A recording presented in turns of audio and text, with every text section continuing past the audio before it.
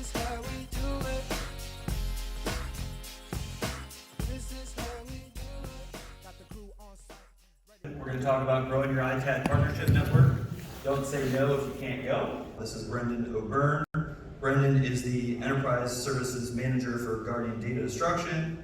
Guardian is a channel-only partner that has a national footprint. Guardian specializes in on-site data destruction, data center services, as well as IT logistics.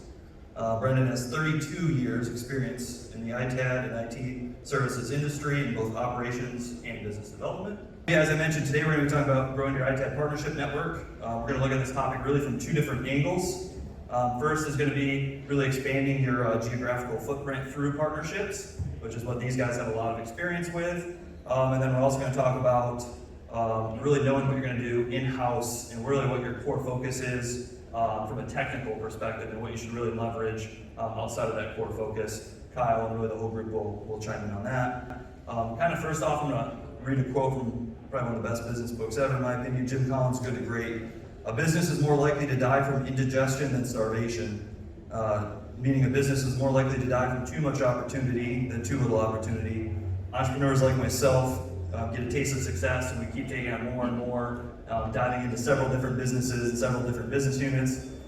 This space can be really tempting to continue to expand and take on more and more. So we need to really learn to say no, or better yet, really leverage a partner that we can rely on to keep scaling, staying focused on what we can be the best at, and then really partnering outside of that. For your businesses, how do you decide what is in the niche and the wheelhouse, kind of as Sean mentioned, versus what is just outside of that? From a Guardian perspective, we've always limited our services to be the best at the services, the limited scope that we're in.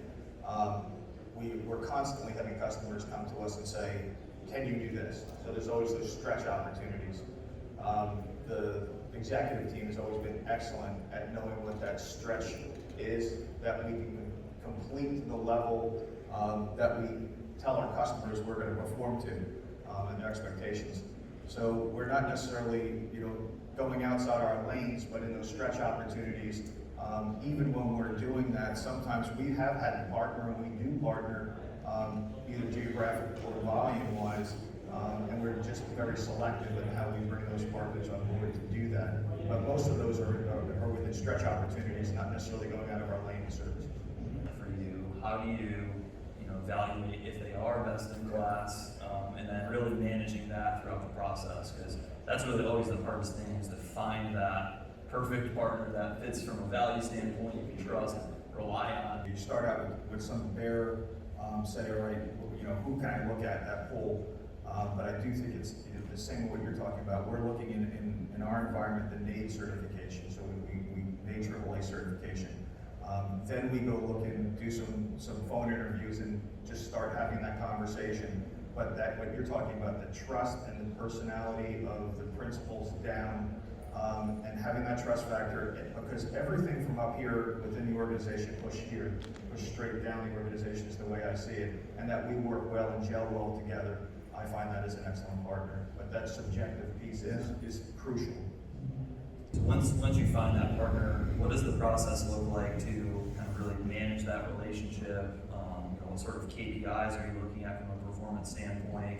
But yeah, really managing that whole relationship between the client, the partner, in the organization.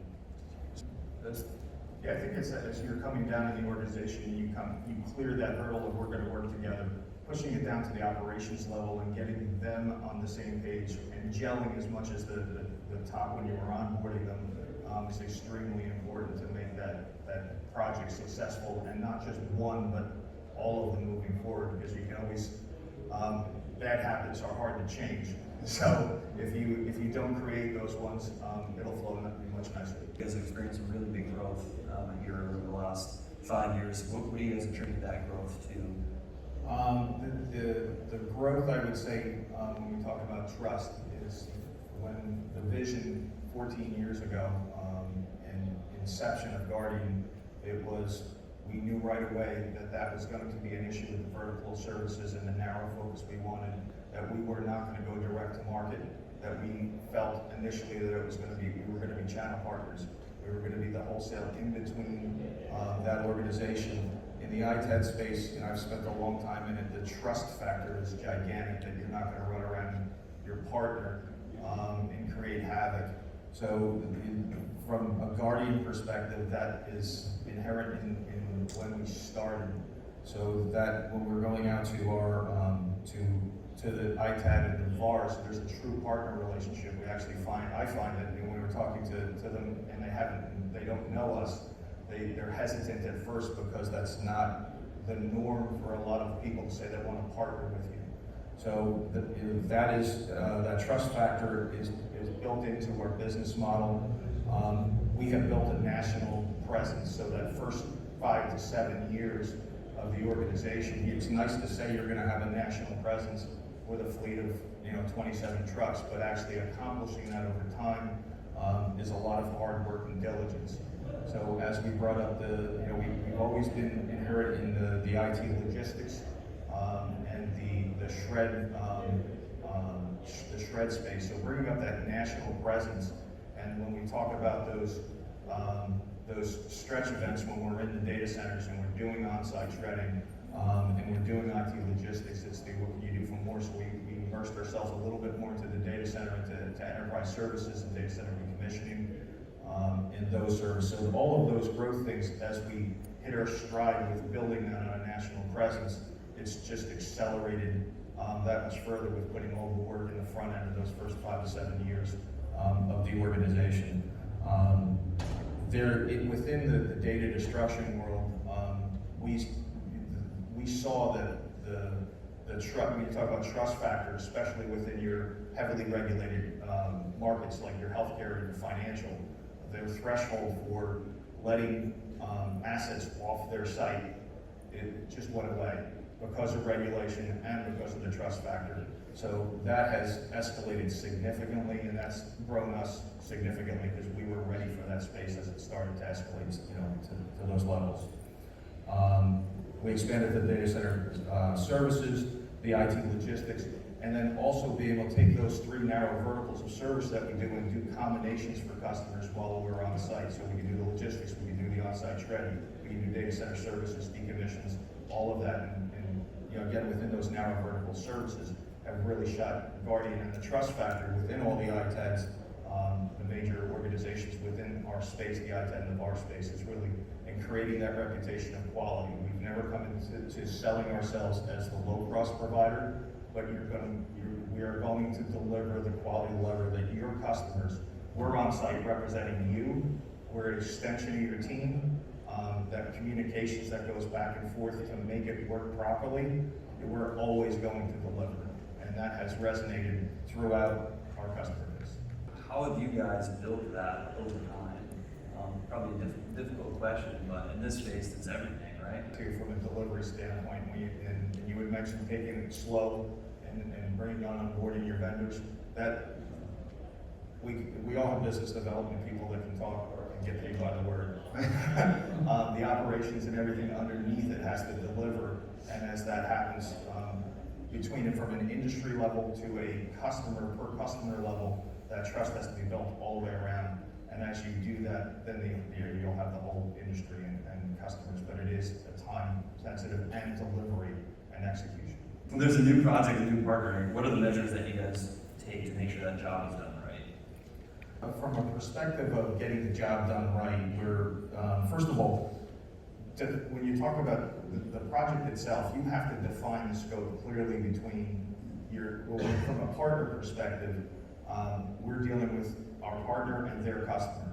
So coordinating that everybody is on the same page right out of the gate and has an understanding of what has to be executed and what the deliverables are. So once you get that established and you communicate, you're going to have a much more chance of having a successful project. And with that communication, from a project perspective, the best laid plans when you go out, actually for us, when we go out on site, decommissions and things to that effect, you're going to end up having to take left and right turns. But because you've taken the time with the customer, both customers, you communicate back and forth as that's going on. I know that's a differentiator for us when we bring partners on board. They're not used to, they give us a project and, someone comes back like a week later and said it was, that was done and here's your invoice. Our project teams are as necessary, not inundating the customer, but while we're on site saying, here's where we are, so you can communicate back to your customer, because they're all a little nervous, nobody else is there but you. Communicating during the project is going to create a successful project, and then, executing the project and bringing the work and all the way through the project. So when there's a big, or let's just say unusual project, how do you make sure your channel partner is comfortable and reassured that you'll handle that job correctly and really at the end of the day make it look good? Some of it when you have those larger opportunities, some of this is explaining to your customer that you have experience in this. A job that was similar. When we're doing our projects, and we multifaceted projects that are run, the cores are much the same. We're going to have an on-site shred and decommission and packing logistics. The volume size and facility that you can be going into can create a whole lot of snowflake dynamics on the outside of the project. So communicating to the customer that this is something that's similar, these are a little bit different on the outside, but we're confident to do this on a regular basis. Puts them a little bit at ease, not only them, but as we communicate to the end user also, that we got this. And that's what we find with most of our customers as we get that trust level built and we come in, that they can sit back. It's kind of what we have our couches at our booth is, sit down, relax, we got this, and our teams take over. And then they start to feel really comfortable that their projects are going to be executed.